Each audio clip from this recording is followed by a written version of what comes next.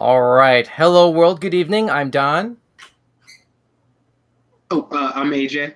But I'm Kyko. And you're watching Showcase for the week ending Sunday, May the 7th, 2023. Let's get started. Yeah, baby. Oh, I'm just realizing they can hear us talk over the theme.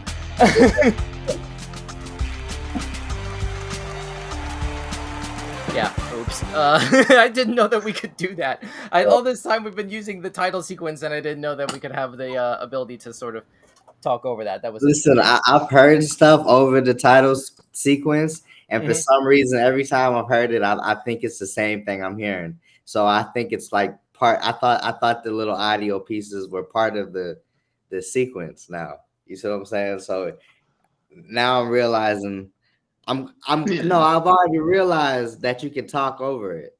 You see what I'm saying? Well, But I thought that the same thing was playing every time it happened. apparently, I'm not sure what you mean by the same thing as opposed to like different things that we're playing every time. We've only had the one theme for maybe a No, couple but I'm months now. saying as if you have put like an extra audio clip in it that I Yeah, that I keep hearing constantly, but it's not. It's just yeah, I know. It's just it's the thing and then the theme, and then the audience reaction bit. But anyway, never mind. Stop the presses. This is our Sunday show, and that means weird headlines and your live chat comments. Yes, we're 100% live right now across YouTube, Twitter, Twitch, and Kick. With me tonight are AJ. and Kyko. good to see you too. How y'all doing tonight? We ready to do some weird news? Oh yeah, baby. So Darko? I think so. Okay. All right.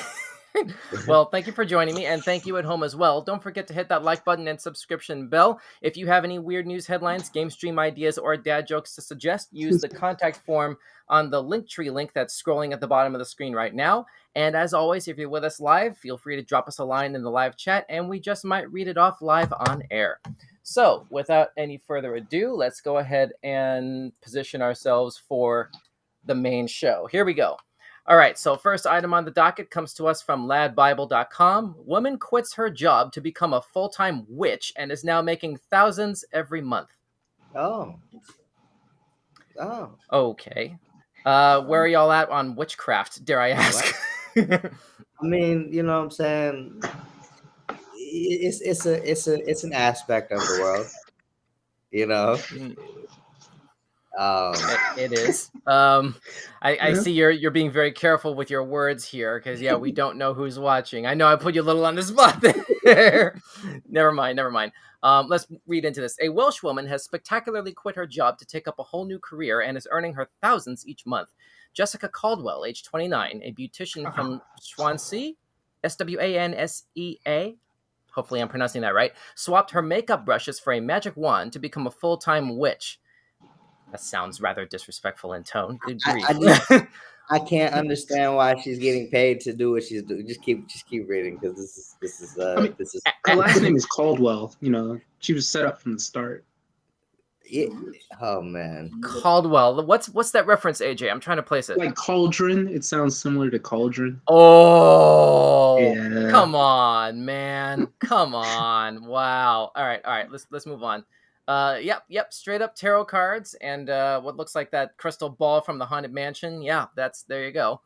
That's the whole starter kit there. She splurged on spell books, tarot cards, and crystals, and quickly set up a social media account for her business. Now she services more than 5,000 clients who all need her magic touch in one way or another. She said, "quote I've always been a witch. I just never had the tools to utilize my power until now. Intuition is a powerful tool that I never realized I used in my daily life. Now I utilize it within my readings with complete strangers." The 29-year-old works only on social media and earns 3 times more than she did at the salon.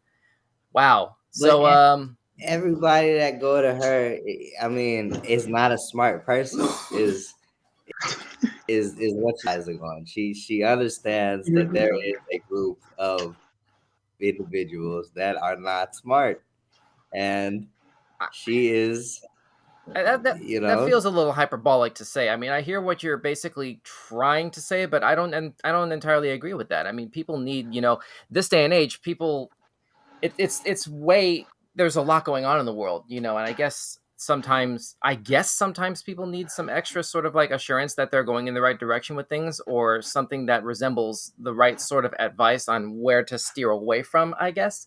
I don't know. I'm not trying to endorse this. I'm just listen. You do this. You do the cards by yourself. You don't need nobody to read the cards for you. The cards are available for everybody. Do it yourself. I mean, but that only works if you know what you're doing. That's the thing. That's the whole point of why Well, someone will go into business for them. but there's a thing called Google, and what you do is you Google it, and it worked. You know what I'm saying? So, all right. Anyway, kind of AJ, any last thoughts on this, or do we move on? I mean, I do think, I do kind of agree she is kind of capitalizing on, certain people's beliefs and all that. But I mean, if you're making money from it, and I guess you're happy doing it, who are we to criticize you? Fair enough. Except maybe sane people. What? Goodness, why you phrase it like that? Jeez. But anyway, this is Weird News right here on Weekend Showcase, streaming live across YouTube, Twitch, Twitter, and Kick at Weekend Showcase. Thanks for joining and smashing that like button, or subscribing or following, whatever. Let's see what else we've got here. I just got one more thing to say about that, though. There's a lady. There's a lady that is a psychic. She's a palm reader. And she has been in the same location for over 20 years. So the fact that she's still running, I've seen so much businesses close around her. So the fact that she's still going means, this stuff works. Mm-hmm. It can. Hang on, I don't know how. Somehow this whole thing kind of crashed on me right now. Hang on one second. I've tried to get this thing back up and running again as quickly as humanly possible. Apologies for the technical issues there. Let's see. We have another topic that's about to kick off here regarding emus. What's y'all's favorite bird? Well, I try to go ahead and quickly put this up. I like Big Bird, if that helps. Oh, come on, AJ. What are you doing? Man? No. Let's see. Okay, here we go. I think a crow is my favorite bird. Crow. Yeah, because see, crows. Listen, crows. They will eat you. I think you need to sort of like tone down the Greek mythology. I think Kyko, I think, is the right sort of response for that. I'm just trying to tell these folks, don't mess with crows. Like, just leave them alone. I mean, you know what I'm saying? Don't mess with them. There's no reason to mess with them. All right, I got it up and running here again now. Let's that's see fair. If we can honestly finish. Might be Blue Jays for me. I just like the way they look. Yeah. Blue Jays. Yeah. Well, Toronto likes you, I suppose. All right, almost done. Don't worry. Darn it. Yeah, this whole technical stuff here. Okay, here we go. So, whoops. Nope. What are we waiting for? What's happening? My computer has sort of like crashed the browser that I was using to show the news topics. Here we go. All right, here we go. I got it up and running now. We're good. Sorry about that, everybody. Thanks for bearing with us here. All right, so the next item on the docket here is from UPI. I guess I have to reload this. Here we are. Woman and dog chased by pair of emus on Michigan Trail. This was first posted 5 days ago. There's a video attached here, but we can't play it on this particular version of this browser. If you check out the link, the resources, or excuse me, the references, the sources area in the description of this video on YouTube, you can see all of the topics that we're pulling from, so you can do some further research on your own if you want to go ahead and see the video in question here. A Michigan woman walking her dog on a trail said a pair of emus appeared from the woods and chased her for about a half mile. Where's the background music? I forgot to put that on. Here we go. Kate Bunning said she and her dog, a pug mix, were walking on the Perry Marquette Rail Trail in North Bradley, northwest of Midland, when a pair of emus suddenly appeared nearby. That's Bunning scary. Bunning snapped a photo of the flightless Australian birds before they started walking toward her. She said the emus followed as she retreated and became more aggressive, chasing her for about half a mile. Bunning said the emus gave up their pursuit when she arrived at a road access point.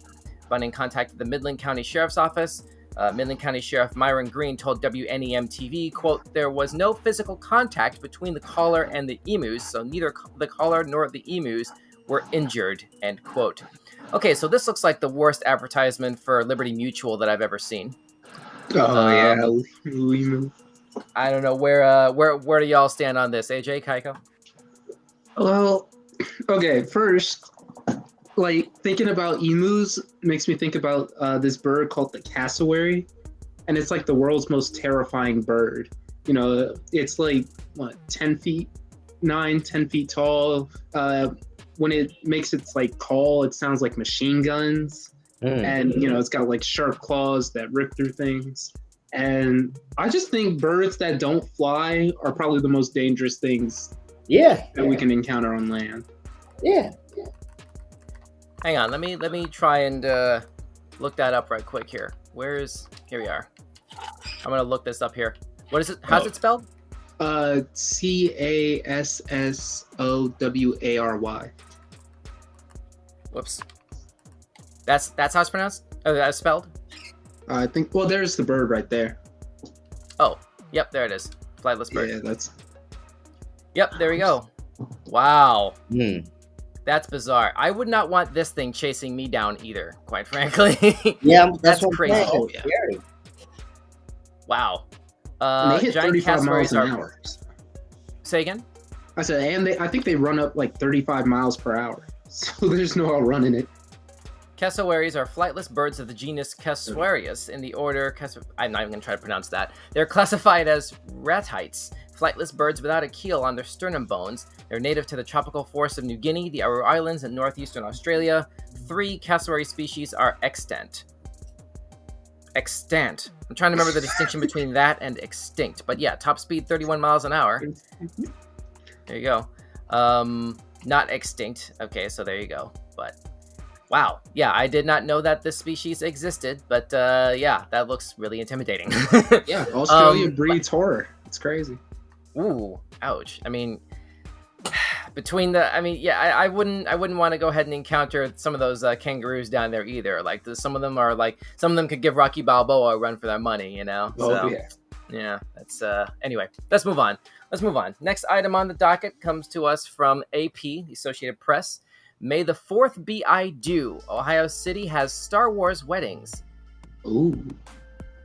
Now, I've seen this happen before. Star Wars? Yeah. Star Wars themed weddings, you know, because like you have super fans who somehow like they find each other and, you know, sparks fly and they choose to spend the rest of their lives, you know, together, which is very heartwarming. And, you know, when anybody is able to find that kind of find a connection there. But I'm curious why the bride has a Sith lightsaber. I'm a little bit confused about that. Their marriage is destined to fail. I mean, I don't want to say that. I don't want to put that out there. No, I mean like Anakin and Obi-Wan. They're destined to have that if this is the case. I mean, let's hope that, you know, if the let's just hope if the cloak didn't quite fit right the first time, she didn't go Bridezilla / Order 66 on the Flower Kids. I don't know. No. I don't know. It's that would be a harsh sort of undertone to take with the ceremony. I've got the high ground, Rebecca. No, when Julia and Robert Jones discovered that a judge from the Akron Municipal Court in Ohio would be officiating Star Wars-themed weddings on May the 4th, last Thursday, I think was May the 4th, the couple felt the force calling them to commit to the ceremony. Julia Jones said, quote, "There was no other right decision, that was it," end quote. Star Wars Episode 4, A New Hope played in the background as the Akron couple joined 6 other couples in 15-minute wedding ceremonies Thursday at the Highland Universal Gathering Spot in Akron to mark May the 4th, essentially a holiday for Star Wars fans. Most of the newlyweds dressed in traditional garments such as white gowns or a shirt and tie, but the Joneses came dressed in long tunics for the theme, Julia resembling a member of the Sith, the franchise's antagonist, and Robert looking like a Jedi. So there you go.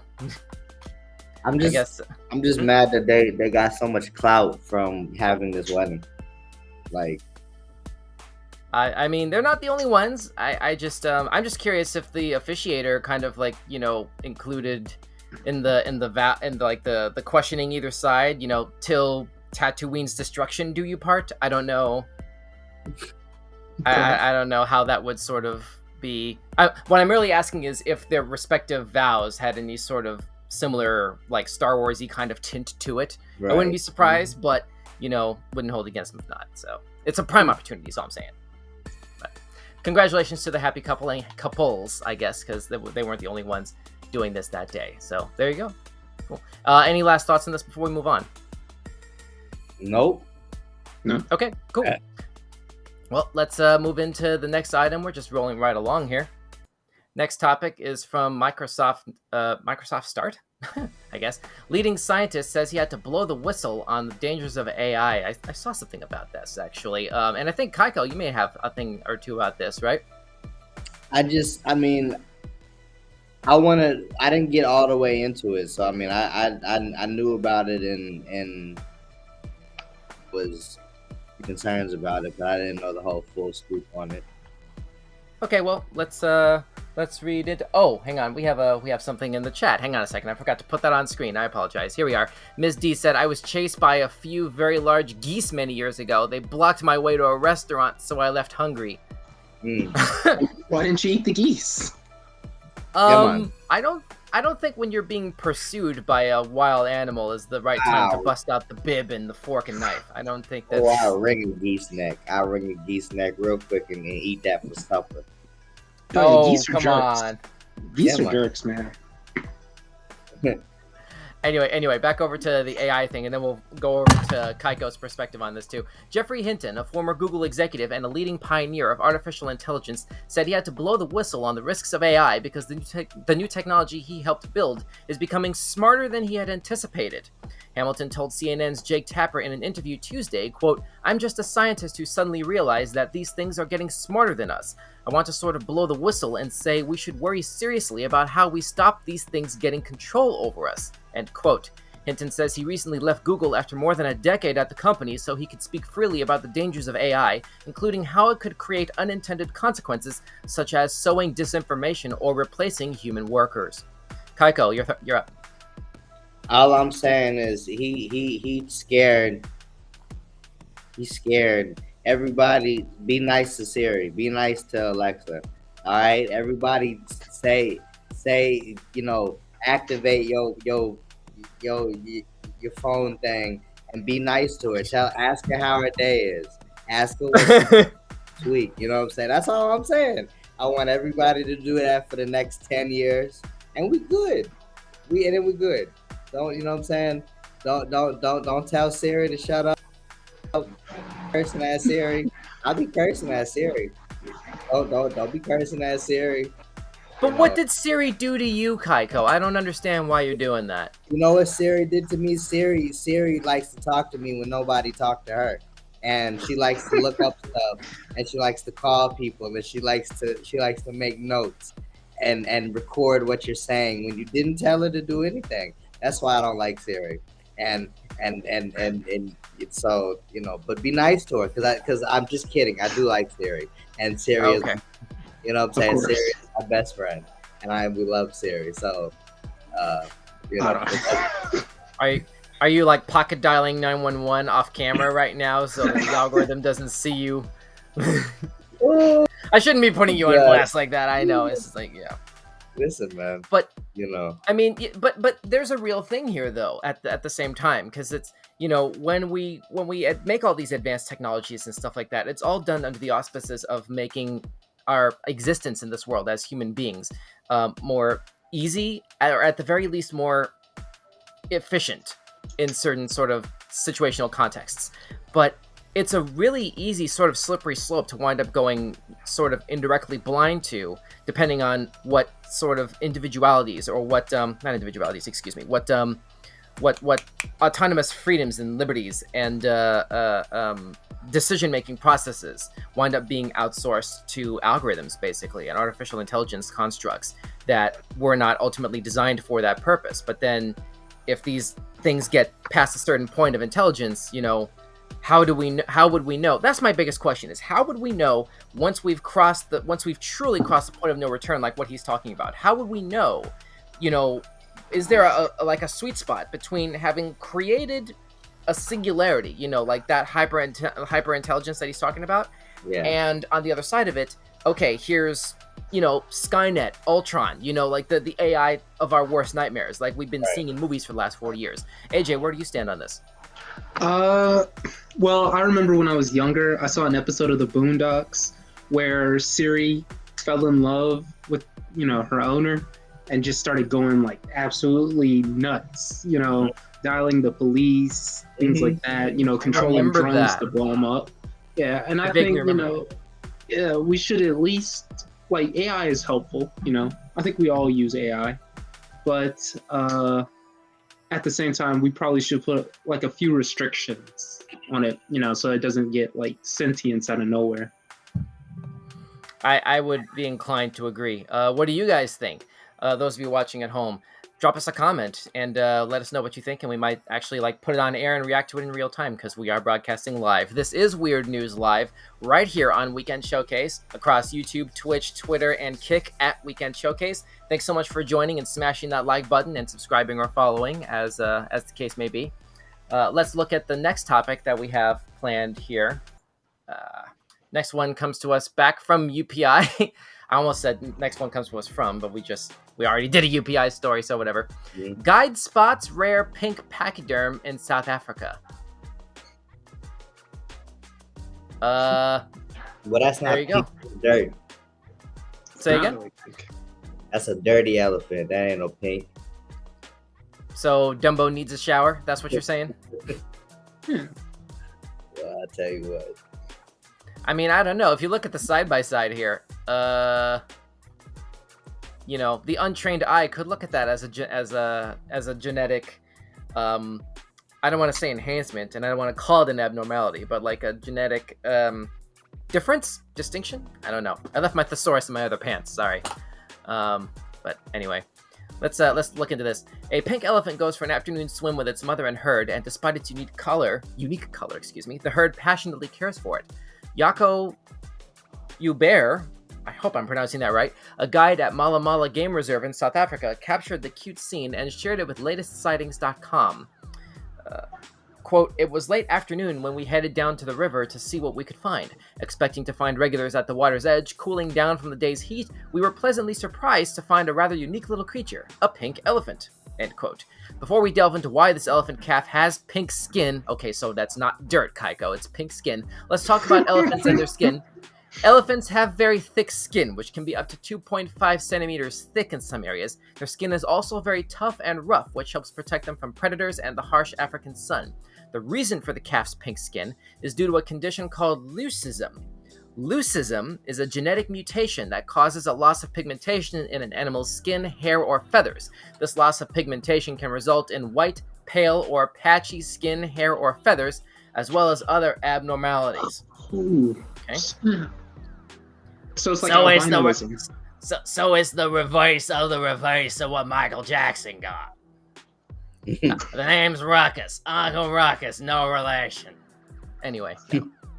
I had to. The joke was No, right of course. Anyway, so all right. So now we've come away with some little bit of information there. We now know for sure that this calf was not covered in dirt. That's actually a genetic thing.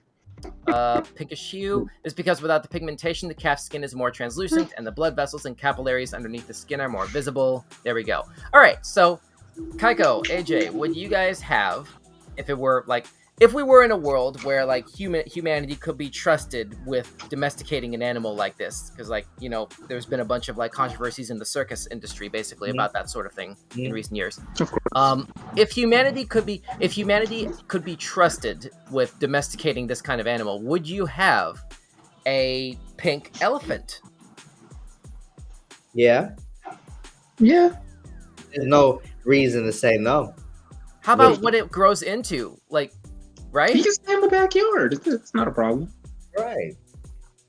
But see, what if you're in an apartment complex and you're not in charge of your own property? You'd have to clear that with your tenants, your neighbors. I don't know why you would The- get an elephant if you were in an apartment. I don't know why you would. I mean, even have that in your head to want to say, "Hey, I'm gonna go get an elephant. I live on the 3rd floor." Like, what? You know? So Yeah, I'm just gonna. Yeah, this is how I feed it. I just get a bag of peanuts and just like pour it off the balcony. That's. right. And like the trunk can just like reach right up and grab the peanuts that way. I don't know. Whatever. Yeah, I no. I'm still gonna say no in that situation personally. But okay, fair enough. Noted. Let's go ahead and I guess move on to another topic pretty much from here. This is weird news right here on Weekend Showcase across YouTube, Twitch, Facebook, and Twitter. YouTube, Twitch, Kick, and Twitter. The Facebook feed is having a little bit of difficulties tonight, but we're still accessible there as far as like links to the other places. As well as the link scrolling at the bottom of the screen. If you have suggestions for weird news topics that we should talk about next Sunday night, or games that we should stream on Fridays. Don't forget, we do game streams every Friday night at 8:30 Eastern. Shoot us a link and shoot us a note and let us know. Let's go ahead and move on. Next item on the docket is another one from UPI. New Mexico woman's foot rotates 171.4 degrees. what? Ouch.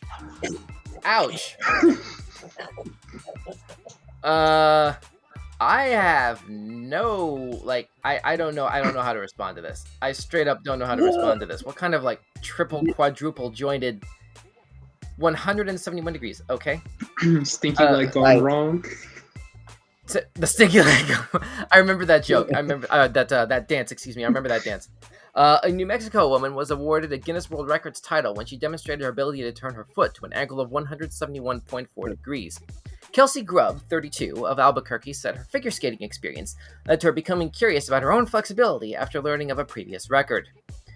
Grubb recalled, quote, "I work at a library and the newest world record book had just come out. A coworker was flipping through and randomly opened to the page with the largest foot rotation and said, 'Ew, that's so gross.' Naturally, I looked over her shoulder and I said, 'I think I can do that,'" end quote. Grubb is now the official record holder for the largest foot rotation female after proving she can easily turn her foot 171.4 degrees. This suggests there's a largest foot rotation male.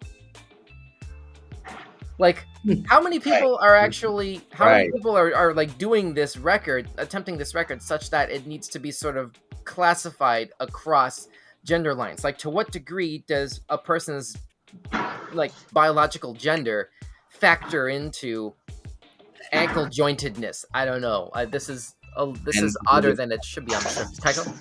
There are more men in the world that can do this. I don't know about that. More research would need to be gone into. You need to do more research into this to sort of see like the previous attempts to be able to sort of say that conclusively. But AJ, what do you think? I mean, I'm not gonna lie. If I happen to meet a girl and she pulled this kind of maneuver, I would probably ask her out on a date like instantly. I mean, like that's incredible. I mean, like how many people can just say that, hey, yeah, no, I know someone who can turn their foot like completely, almost around.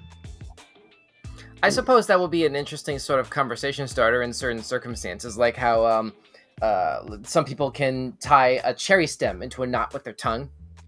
Oh yeah. Have you heard about that? I mean, they go to kissing on. I mean, there's probably a record for like world's fastest attempt at that, probably, but we don't have time to go into that right now. But I was about to go ahead and look that up, honestly. But yeah, we'll probably figure that out into like next week's roster of topics, maybe, if there's something interesting and recent about that. We'll see. Anyway, let's go on. Let's go ahead and move on to the next topic. National Public Radio. Arkansas woman pleads not guilty to selling over 20 boxes of stolen human body parts. Wow. And are you doing our sound effects right now, Kyko? I was trying to hit the sound effect because it deserved that sound effect. Yeah, it does, though. You're right about that. An Arkansas woman has pleaded not guilty to charges. She stole body parts from medical school cadavers and sold them through Facebook for $11,000. Candace Chapman Scott, a 36-year-old former mortuary services worker, is accused of selling 20 boxes of everything from human skin to skulls to a man in Pennsylvania, according to a federal grand jury indictment unsealed by a Little Rock court on Friday. Scott was charged with 12 counts of mail fraud, wire fraud, and interstate transportation of stolen property. And how about just being creepy as crap? A lawyer representing her did not immediately return a phone call from NPR requesting comment. First reactions to this? This is my favorite one of the week. Why on earth is this your favorite one of the week, Kyko? Take your time justifying it. Take your time. This is It's only a live broadcast, but take your time. hands down my favorite of probably the entire year so far. It's May 7th. It's probably the greatest thing that I've heard all year. But I still haven't heard why yet. Let me give you a little bit of time to think about that for a minute. AJ, what are your thoughts on this? I mean, I think it's weird. Like, you know. Well, of course it is. We're talking about it on Weird News. I mean, why would she? She knows she's guilty. Like, you can't tell me that, you know, I figure, haha, some chicks selling body parts online. That's so funny. And then I open up a box that you sent me, and it's an actual human heart, and I don't know how to feel about that. Especially, like, it's just ridiculous. Like, I mean, it works if your Valentine is Wednesday Addams. yeah, You know, maybe. But it's like, can we just swipe left on this whole thing? You know, I feel like swiping left on this whole entire topic, basically. This is like, okay, I guess we'll come back around to this, Kyko. You're inevitably going to bring this up at the end of the show when we ask what are your favorite topics of the week. I can already see that coming, but whatever, you know, fair enough. But I'm just going to out of nowhere. Anyway, let's move on. Next topic. Next topic right quick, please. Oh. All right. Man caught on camera pooping in That's even bushes worse. outside of Naples Cleaning Company this Even worse. I mean, this isn't too far off. Oh dear. No public dumping, $500 fine. That's a hilarious sign to put on this, not gonna lie. Right. But in today's world, there are a lot of things caught on camera. Some you're excited to see and others you'd rather not see. This one falls under the latter category. Really, you don't say. The man is seen on security cameras walking through the parking lot of the Naples Glass Cleaning around 1:20 p.m. on Good Friday, April 7, 2023. He ducked behind a dumpster that ironically had a sign on the front that says "No public dumping." He was making a statement. Say again? He was making a statement. Yeah. Logically, Yep. a vehicle is then seen driving by when, moments later, the man pops out, pulls down his pants, squats in a bush, and does his business. Mm. Okay, so for obvious reasons, I'm not going to play this video, but, wow. All I have to say to this is basically, wow. I can't, this defies a lot of logic here and disturbs the crap out of me right there. That's a no pun intended. Right? That's a dumpster though, right there, right? Isn't it? Yeah. Yes, this is there. So why he do it inside the dumpster? Why he had to do it outside in the bushes? I don't think guess- logic was applying to him at the time. Yeah, maybe it was just easier to sort of just do it on the ground next to it instead of like just climbing up the side of the dumpster and then, you know, I'd rather not do too much overthought into the physics of this. This is not really the sort of thing that kind of needs too much overthought necessarily, but this is one of the weirder security camera sort of situations that I've seen, at least over the course of this year, that we've been doing weird news topics on Sunday nights. But anyway, what do you guys think about this or any of the other topics that we've been talking about tonight? Shoot us a comment, either if you're with us live in the live chat or in a comment down below here on YouTube, Twitter, or Twitch, or Kick at Weekend Showcase. Thanks for watching and smashing that like button and subscribing or following. Let's quickly move into the next topic. That's the best segue I've got. Okay, Daily Record Woman lost teeth at 19 due to little-known side effects of strong painkillers. Oh, please. Mm, Good. Wow. mm. Yep. Wow. Let's see. A woman has issued a warning after being left toothless due to suffering a little-known side effect of a strong painkiller. Natalie Lacasse was prescribed naproxen, an anti-inflammatory pain relief medication, at the age of 18 after a serious car accident. However, the medication... Hang on a second. Let me blow this up a bit. The medication gave her stomach ulcers that caused her to vomit frequently for 5 months, the Mirror reports. She also suffered from another, far more visible and permanent side effect as a result of the drug, because her attempts to freshen up after being sick were actually making her teeth worse. Natalie, now 24, had no teeth by the age of 19, suffering stigma as a result. Wow, I've never heard of anything like this happening before in connection with something like this. AJ, Kyko. Speechless, Yeah. ladies and gentlemen. I mean, I always just, I mean, I know that, you know, like, stomach acid can mess up the enamel of your teeth, but I didn't know that it could completely cause it to fall out. Like, what attempts, like she said they fell out specifically when she attempted to freshen up. Yeah, that seems a little vague. I don't know what that, let me see, hold on a second. Come on. After being involved in a car accident that tore her lower back muscle, doctors prescribed naproxen, telling her to take it for 2 weeks. Before long, she was vomiting uncontrollably several times a day. She continued, quote, "I had no idea the effects these medications had on the digestive and stomach system. When I had peptic stomach ulcers, I was vomiting for months, and I thought I was doing the right thing by brushing my teeth as soon as I'd vomit. I had no idea that's the opposite of what you do after getting sick, as you only brush the acid into your teeth, breaking down the enamel. I obliterated my teeth by doing this. Doctors are incredibly fast to push these heavy medications onto young people instead of resorting to other forms of pain relief first, like physiotherapy," end quote. Okay, AJ. Yeah, now I get why her teeth fell out. Cause like, I mean, everybody kind of knows, you know, you don't really brush your teeth after you vomit. You get the mouthwash, like enamel protecting mouthwash, and then you brush your teeth later. Yeah, I would agree there. I mean, wow, this is really tragic and unfortunate. Wow, that's the before picture, I guess. Then, wow, I mean, beautiful teeth, like and, just yeah. white.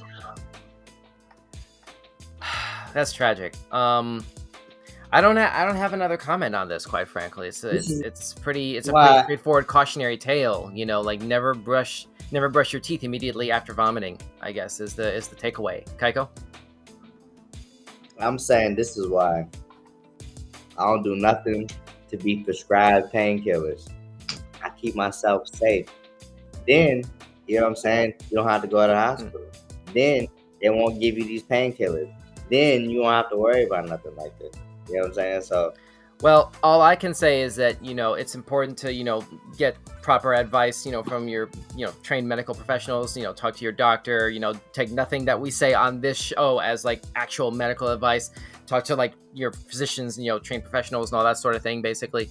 Licensed practitioners, I should say.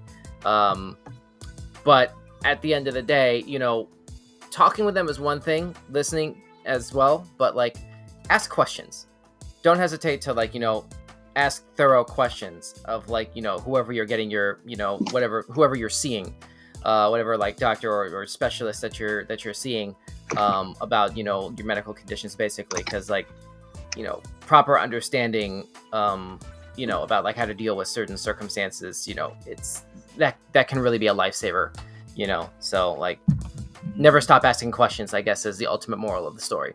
Plus, obviously, never just brush the stomach acid directly into your teeth after vomiting. Okay, so let's move on to the next topic on the list here. We have this and one more before the end of the show here. This is from The Week, which is out of the UK, it seems. Short jibes boost male demand for leg lengthening surgery. This was first published about a week and a half ago, it looks like. Demand is growing from men for leg lengthening surgery, a doctor has said. The procedure, normally used to treat skeletal dysplasia, bone growth issues, and bone length differences, has become popular among men who are worried about their height. Okay.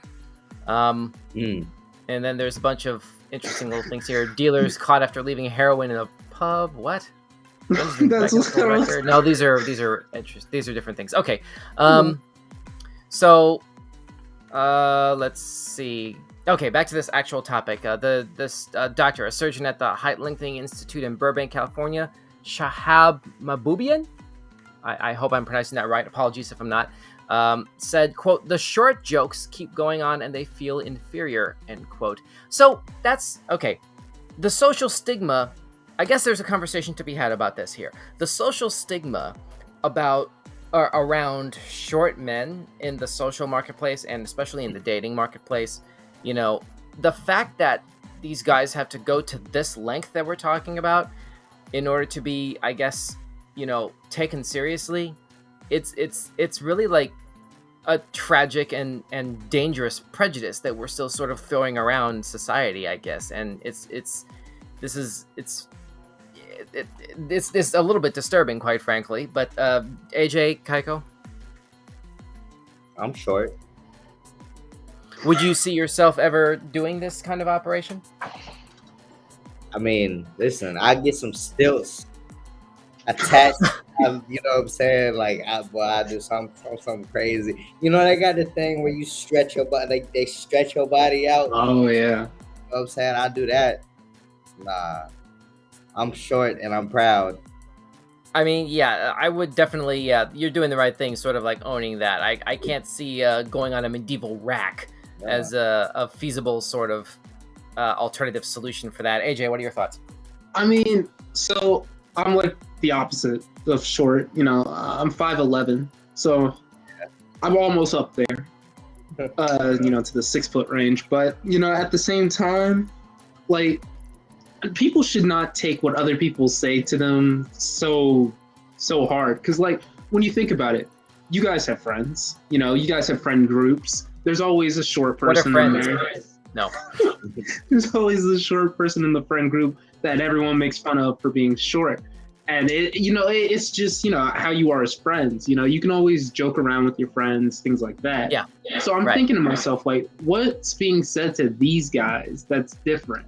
You know, that would make them want to take a surgery like this or something. And why is it allowed to just stand on its face instead of like pushing back enough to where like we realize culturally that's not okay. It's not okay to just clown somebody like that over physical characteristics that they were born with. You know, it's like you can change how you think about something. You can change your fashion, what you wear, right? You can't really change your bone structure. You know, I mean, apparently we have the scientific and medical, you know, means with which to do so, but it's so dangerous and it's so painful. And it's like, what are we doing under the auspices of acceptance? But what are we doing to ourselves and each other? Sorry, go ahead. No, I'm sorry. I'm cutting you off. I'm just saying beauty, as you saying what you're saying, beauty is important to people. You know what I'm saying? And to what end, though? Like, as we've established, there are consequences that go with that kind of narrow-mindedness. Michael Jackson lost his entire nose because he wasn't satisfied. I'm not making fun of him. I'm not saying. I'm just saying he just kept doing it because he wasn't satisfied, because he wanted to look perfect. Wasn't the beginning of that though not because of like just raw insecurity, but because he like there was a weird sort of pyrotechnic accident that happened in the late 80s, and that was the beginning of the surgeries? But that was his head. That wasn't his nose. But his nose is on his head. What do you mean? Yeah, but I'm saying that was the top of his head. That was, you know, I mean, I don't know, you know, it could have been, it's a possibility, but he just kept doing it because he wasn't satisfied. He just wanted to be perfect. You know what I'm saying? Good looking fella. He was making himself look like he just trying to mold himself into this perfect thing. And so people do that. You know what I'm saying? People like to, you know, to go all out. You seen the lady with the split tongue? Or I mean, a couple people do this. They got split tongue, adding horns to themselves. They love it, you know. So, you know, yeah, this is all. That all's above my pay grade. That's all I know. That's all I can say to that, basically. I mean, I want a tail. I would get a tail. You know what I'm saying? So, you know, so somebody telling me can implant a tail because I got a tailbone. So, you know, put it there. and let me move it and wag it and stuff and do it. You know what I'm saying? So that's all I'm saying. Okay, you have fun with that Dr. Octopus kind of like prosthetic like metal thing. I don't know. It's like, what is this? What is this gesture I'm doing? What is that? I don't know what that is. I don't know. There's no room behind me to like simulate what you're describing. That's like terrible. This bit would go over so much better if Kyko, if you and I were not multiple states apart from each other. You know? Like that because like being able to stand up and like, you know, pretend to have a tail, it's like, yeah, but anyway, never mind. Whatever. It's a Halloween sort of thing more than anything else anyway, I think, more than like a early May sort of situation. Right. But anyway, whatever. Let's move on. We have one more topic for the show tonight, and then we'll go ahead and do dad joke of the day. Or excuse me, favorite topics and then dad joke of the day. This is from Yahoo News. Japan's Crying Baby Sumo Festival returns after pandemic. Crying Baby Sumo?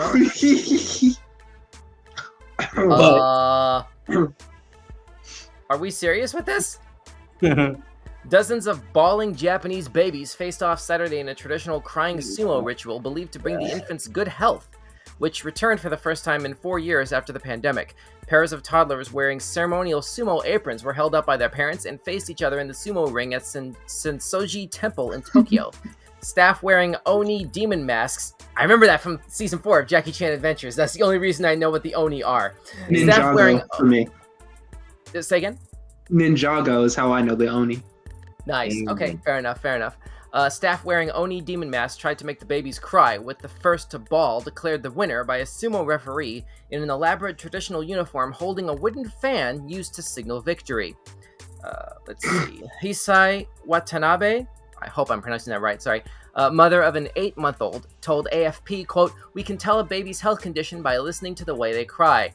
Today, she may get nervous and not cry so much, but I want to hear her healthy crying." Okay. Let's see. Shigemi Fuji, chairman of Asakusa Tourism Federation, which organized the event, said some people might think it's terrible they make babies cry. He said, quote, in Japan we believe babies who cry powerfully also grow up healthily. This kind of event takes place in many places in Japan, end quote. Okay. So that's a thing, apparently. I don't know. I guess, Kyko, AJ, would you have your child participate in something like this? Hypothetically, if there was an equivalent in America? Oh, yeah. Really? So would you hypothetically, like, how good of a sport would you be, basically, about it? Or would you be, like, sort of like the, what is it? You know those reality shows that used to be on A&E about, like, the child beauty pageants, those creepy shows that, like, you know, the parents get all sort of, like, hyper-competitive with each other and the kids sort of, like, you know what I mean? It's like, how do you, how would you sort of, like, participate in that then? Oh, I mean, it's easy. So, like, obviously, I'm going to get the baby some baby weights, you know. I see what you did there. Yeah, like some SpongeBob themed ones where we got teddy bears on each side, and then you know, feed them a little protein here and there, because you know I want them to grow up, you know, to think back to this and be like, yeah, you know, I was an amazing martial artist since I was an infant, and be fully trained and qualified to be an adult sumo, hypothetically. Exactly. Yep, and I mean, start them young. I've always had this hilarious thing that I've told my friends where it's basically whenever I become a parent and, you know, it's time for my kids to go away to college, they can't leave my house until they can beat me in physical combat. Mm-hmm. Oh. It's just... Yeah. So you set yourself up as like the Bowser of the household is what I'm hearing, basically. They have to get past, they have to take down the bridge. They have to get under. They have to jump. They have to slide under you when you're jumping in the air to like hop on that little like key thing at the end of the bridge so that it gives out and you fall into lava. They have to do that first before they're told that their princess is in another castle. Right. Yep. I see. Pretty much. Okay. Kyko, do you agree? I would tell my baby to scream at everybody.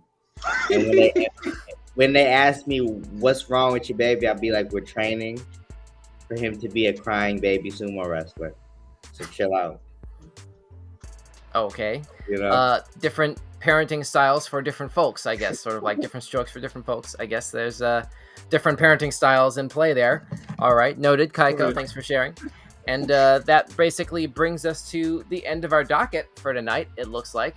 Let's see. Whoops. Hang on a second. There it is. All right. So that's it for our topics for tonight. Let's try and break down what were our favorite ones of the night. Kaiko, I think I know which one you're going to say it was. oh yeah, lady selling what for what? Yeah, man, come on now. Yeah. Earlier we were talking about some woman was selling body parts on Facebook for like, what was it, $10,000, $11,000? $11,000 million. Oh my goodness. Yeah, I don't think so. That's no bueno right there. But in any event, what about yourself, AJ? Definitely the baby sumo wrestlers. I think that's amazing. Okay. So I'm gonna say probably. No, I was gonna say the EMU at first because that was basically a conduit.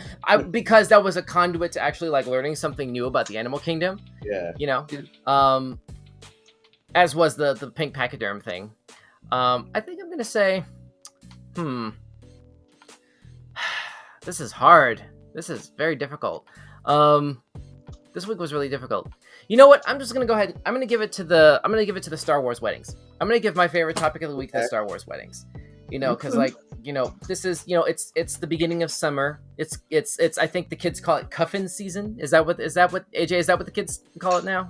I mean, we did back in like high school. yeah, pretty much. Yeah. What did you say, Sonny? I don't know. Exactly. No.